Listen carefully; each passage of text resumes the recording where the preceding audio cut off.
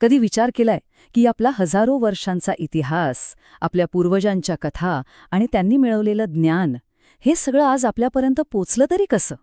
तर हे जपलं जातं 3 खास ठिकाणी: ग्रंथालय, अभिलेखागार आणि विश्वकोश. आज आपण याच ज्ञानाच्या रक्षकांच्या जगात टोकावणार आहोत. हा प्रश्न खरंच खूप महत्वाचा आहे, नाही का? एक समाज म्हणून आपण आपल्या सगळ्यांच्या आठवणी, आपला सामूहिक वारसा आणि आपलं ज्ञान नेमकं जपतो कसं? चला तर मग या प्रश्नाचं उत्तर शोधायला सुरुवात करूया. आपल्या प्रवासाचा पहिला थांबा आहे ग्रंथालय. पण यांना फक्त पुस्तकं ठेवायची जागा समजू नका. ही तर ज्ञानाची खरीखुरी मंदिरं आहेत, जिथे आपल्या कथा आणि माहिती पिढ्यानपिढ्या सुरक्षित राहतात. बघा, ग्रंथालय या शब्दाचा खरा अर्थ किती खोल आहे. ही केवळ जागा नाही, तर ज्ञानाची भांडारं आहेत. इथे माहितीचं फक्त संकलन होत नाही, तर तिचं जतन आणि संवर्धनही केलं जातं. आणि म्हणूनच ज्ञानाचा हा झरा कधीच आटत नाही, तो पुढच्या पिढीपर्यंत वाहत राहतो. आणि ही जी कल्पना आहे ना, ती काही आजची नाहीये. ही हजारो वर्ष जुनी आहे. आपल्या भारतातलं तक्षशिला विद्यापीठ असो, मेसोपोटेमियामधलं असुरियन साम्राज्य असो किंवा इजिप्तमधलं जगप्रसिद्ध अलेक्झांड्रियाचं ग्रंथालय, माणसाला नेहमीच वाटत आलंय की ज्ञान एकत्र जपायला हवं. चला, आता भारतातल्या एका खास उदाहरणाकडे वळूया. तंजावरचं सरस्वती महाल ग्रंथालय. या ग्रंथालयाला मोठं करण्यात सर्फोजीराजे भोसले यांचा सिंहाचा वाटा होता. त्यांच्यामुळेच आज इथे तब्बल 49,000पेक्षा जास्त ग्रंथ जपले गेले आहेत. विचार करा. आणि ही परंपरा आजही तितकीच जिवंत आहे. कोलकात्याची नॅशनल लायब्ररी घ्या, दिल्लीतला नॅशनल म्युझियम लायब्ररी किंवा अगदी आपल्या मुंबईतली एशियाटिक सोसायटी लायब्ररी, ही सगळी ठिकाणं आपला ज्ञानाचा वारसा किती ताकदीने पुढे नेत आहेत. ग्रंथालयांमध्ये तर सगळ्यांसाठी ज्ञान खुलं असतं, पण देशाची अधिकृत कागदपत्र, सरकारी दस्तावेज आणि महत्त्वाचे ऐतिहासिक रेकॉर्ड्स कुठे जपले जातात? तर त्या जागेला म्हणतात अभिलेखागार. आणि त्याची भूमिका ग्रंथालयांपेक्षा खूप वेगळी पण तितकीच महत्त्वाची आहे. ग्रंथालय आणि अभिलेखागार यांच्यात एक मोठा फरक आहे. अभिलेखागारात ऐतिहासिक दस्तऐवज जसेच्या तसे जपले जातात, म्हणजे त्यात काहीही बदल केलेला नसतो. ते मूळ दस्तऐवज असतात. आणि म्हणूनच इतिहासकारांसाठी हे एक वरदान आहे. त्यांना थेट भूतकाळात डोकावता येतं, तोही कसा होता तसाच. आता बघा, आपल्या राष्ट्रीय अभिलेखागाराची गोष्ट ही मोठी रंजक आहे. सुरुवातीला 1891मध्ये ते कोलकात्यात होतं.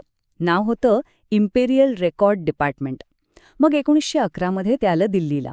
आणि सगळ्यात महत्त्वाचं म्हणजे स्वातंत्र्यानंतर त्याची सूत्र भारतीयांच्या हाती आली. आणि ही जबाबदारी खांद्यावर घेतली डॉक्टर TR नारायणन यांनी. स्वतंत्र भारतातले ते पहिले भारतीय संचालक होते. त्यांच्यामुळे या संस्थेला एक नवी भारतीय ओळख मिळाली. आता हा आकडा बघा, 5 कोटी. थक्क करणार आहे, नाही का? आणि हे फक्त महाराष्ट्र राज्य अभिलेखागाराच्या पुणे शाखेतले मोडी लिपीतले दस्तऐवज आहेत. फक्त विचार करा, यात किती प्रशासकीय निर्णय असतील, किती जमिनीचे व्यवहार असतील आणि त्या काळातील समाज कसा होता याच्या कितीतरी गोष्टी असतील. हा आकडा नाही, हा जिवंत इतिहास आहे. बरं, आता आपल्याकडे ग्रंथालय आहेत, अभिलेखागार आहेत, जिथे प्रचंड ज्ञान आणि माहिती साठवलेली आहे. पण एवढ्या मोठ्या माहितीच्या समुद्रातून आपल्याला हवं ते शोधायचं कसं, त्याला सोपं कसं बनवायचं? आणि इथेच एंट्री होते विश्वकोशाची. तर हे जे कोश वाङ्मय आहे ना, त्याचे मुख्यत्वे 4 प्रकार पडतात. पहिला, शब्दकोश, सोपा आहे, शब्दांचे अर्थ देतो. दुसरा, विश्वकोश, जो ज्ञानाचा एक मोठा सारांश आपल्यासमोर ठेवतो. तिसरा आहे कोशसदृश, म्हणजे एखाद्या विशिष्ट विषयावरची सविस्तर माहिती. आणि चौथा, सूची, जी आपल्याला पुस्तकातलं काहीही पटकन शोधायला मदत करते. आता विश्वकोशामध्ये सुद्धा 2 मुख्य प्रकार आहेत. पहिला म्हणजे सर्वसंग्राहक. नावाप्रमाणेच यात सगळं काही येतं, ऑल इन्क्लुझिव्ह पॅकेटसारखं, उदाहरणार्थ एन्सायक्लोपीडिया ब्रिटानिका. आणि दुसरा प्रकार आहे विशिष्ट विषयपर. हा फक्त एकाच विषयावर लक्ष केंद्रित करतो, पण त्या विषयाचा अगदी तळ गाठतो, जसं की भारतीय संस्कृती कोश किंवा व्यायाम ज्ञानकोश. आणि हे ज्ञान एकत्र करण्याची तळमळ फक्त आपल्याकडेच होती असं नाही. ही एक जागतिक गोष्ट आहे. अगदी पहिल्या शतकातल्या रोममध्ये प्लिनी द एल्डर यांनी नॅचरल हिस्ट्री लिहिला.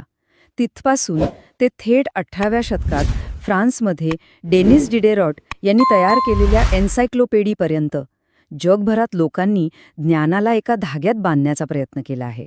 तर मग ग्रंथालय, अभिलेखागार, विश्वकोश या सगळ्याचा आपल्यासाठी नेमका अर्थ काय? का महत्त्वाच्या आहेत या गोष्टी?